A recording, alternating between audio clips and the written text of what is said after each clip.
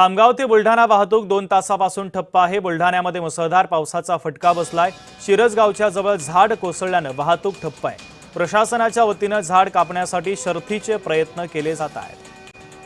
तर पाऊस सुरू असल्याने रस्ता मोकळा करण्यासाठी अडचण येत आहे आणि एकंदरीत ही परिस्थिती उद्भवलेली आहे। या परिस्थितीचा आढावा घेतला आमचे प्रतिनिधी प्रफुल्ल खंडारे यांनी। पाहूया।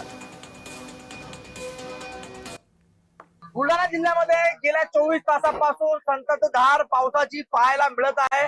त्याच अनुषंगाने बुलढाणा आणि खामगाव या दोन शहरांना जोडणाऱ्या या मार्गावर हे भलं मोठं बाभळीचं झाड जे आहे या ठिकाणी कोलमडून पडलं आहे आणि त्याला आता रस्त्यावरून हटवण्याचं काम जे आहे प्रगती पथावर सुरू आहे। त्यामुळे सकाळपासून ही संपूर्ण वाहतूक जी आहे या ठिकाणी ठप्प झाल्याचं चित्र आपल्याला पाहायला मिळत आहे। खऱ्या अर्थानं जो पाऊस आहे या पावसाळ्यात पहिल्यांदाच इतक्या मोठ्या प्रमाणात मुसळधार स्वरूपात तो बुलढाण्यामध्ये बरसत आहे।